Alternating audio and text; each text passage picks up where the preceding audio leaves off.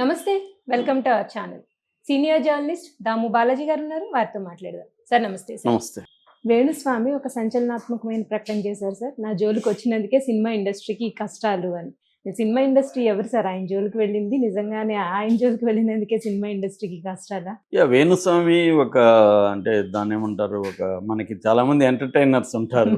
అలాగా అప్పుడప్పుడు ఆయన ఒక పద్ధతిలో ఎంటర్టైన్ చేస్తుంటాడు. ఈజ్ అ డిఫరెంట్ ఎంటర్టైనర్ అని చెప్పొచ్చు. అంతకుమించి ఆయనకి వేరే ఏ రకమైన ఇది లేదు. ఆయన జోస్యం ఇవన్నీ బుల్షిట్ వ్యవహారాలు.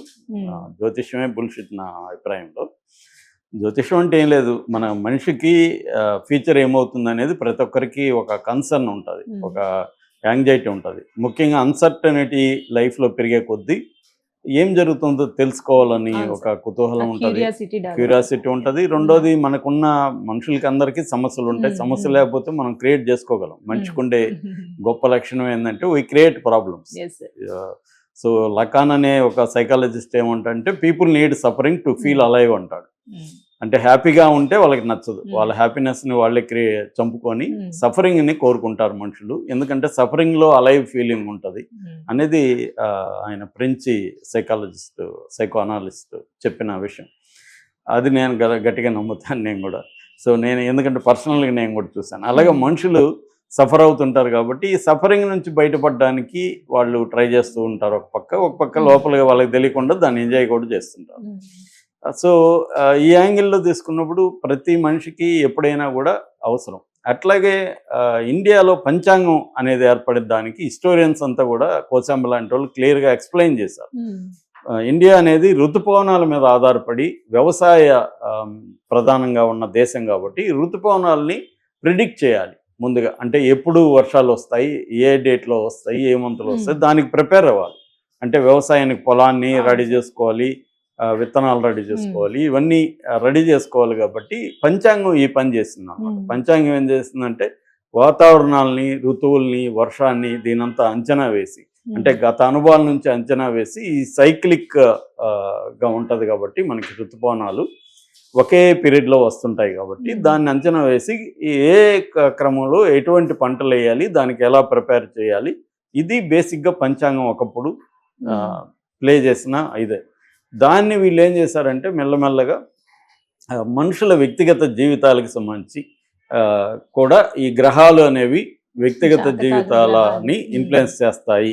అది ఏ స్థాయిలోకి వెళ్ళిపోయాయంటే పెళ్ళి, ఉద్యోగం, చివరికి వీసా, అమెరికాకి వీసా వస్తున్న తర్వాత కూడా ఇప్పుడు గుళ్ళో పోయి వీసా పేపర్లు పెట్టి బాలాజీ చిలుకూరు టెంపుల్లో పెడుతున్నారు.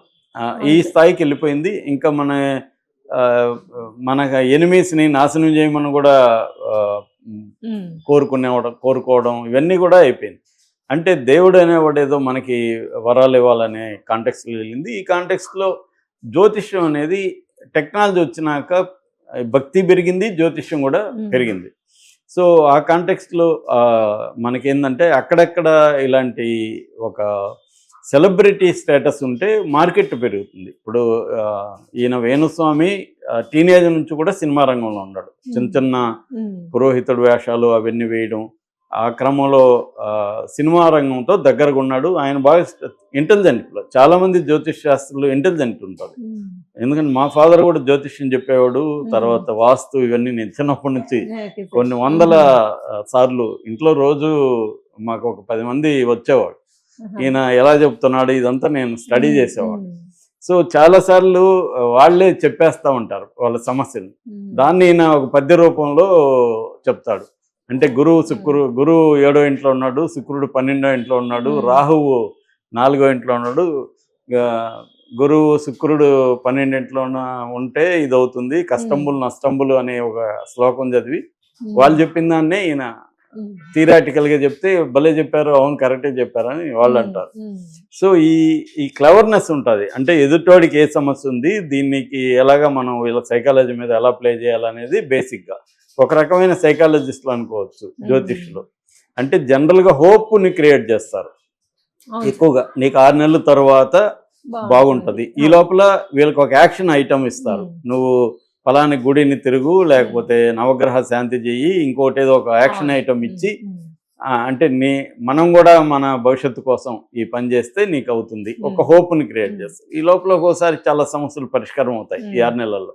పరిష్కారం అయితేమో జ్యోతిష్యుడు చెప్పింది కరెక్ట్ అనుకుంటారు. రెండోది ఏంటంటే మనకి పాజిటివ్ సైడ్ ఎక్కువ చెప్తే, అంటే 10 చెప్తారనుకో వాళ్ళ ఐటమ్స్, అందులో 2, 3 కరెక్ట్ అవుతాయి. మిగతా 7ని మనం పక్కన పెట్టి ఈ 3 హైలైట్ చేస్తూ ఉంటాం. సో అంటే మనం సైంటిఫిక్ అప్రోచ్తో వెళ్ళరు.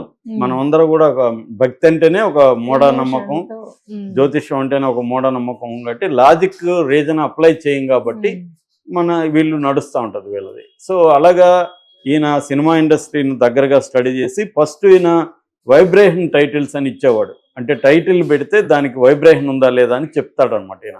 సినిమా టైటిల్ వినాయక్ ఇలాంటి వాళ్ళంతా ఈయన చెప్తే టైటిల్ కూడా మార్చేసి లాస్ట్ మినిట్లో వైబ్రేషన్ దీనికి బాగాలేదు, అందుకే నీ లాస్ట్ సినిమా ఫెయిల్ అయిందంటే వైబ్రేషన్ లేదు టైటిల్కి అని ఈయన చెప్పేవాడు. ఫస్ట్ టైం నేను అలాగే విన్నాను ఈయన గురించి, వేణుస్వామి గురించి, ఎప్పుడో 10-15 years బ్యాక్.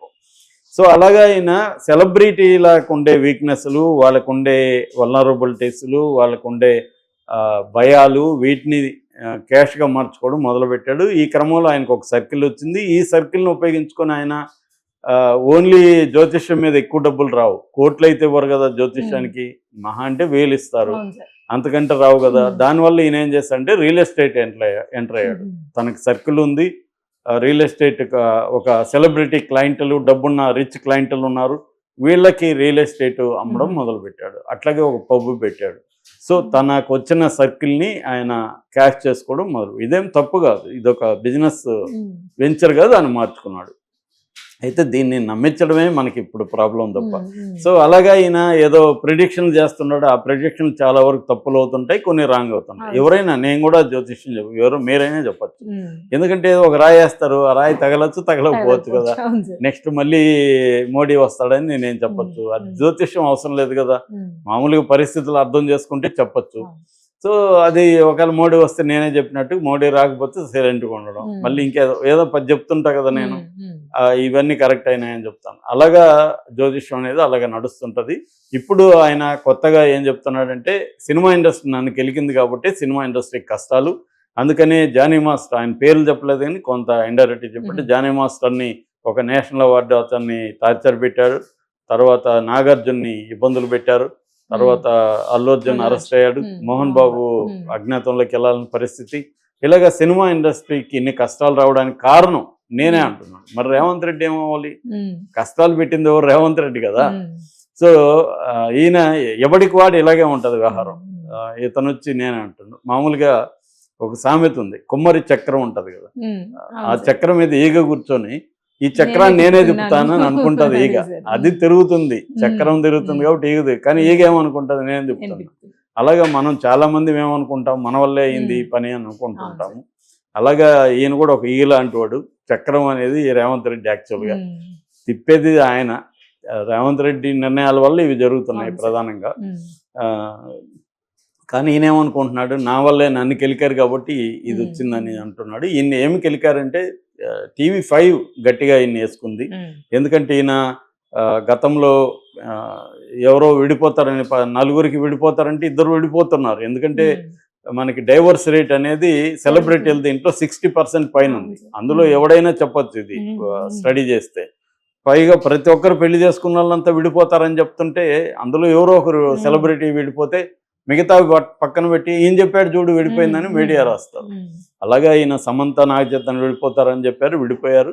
కాబట్టి ఇప్పుడు శోభిత ధూళిపాల చైతన్య కూడా విడిపోతారని అదేదో అంటారు కదా, శుభం పలకర అంటే నీ భార్య ముండం వస్తుందని సామెత ఉంది, క్రూడ్ సామెత.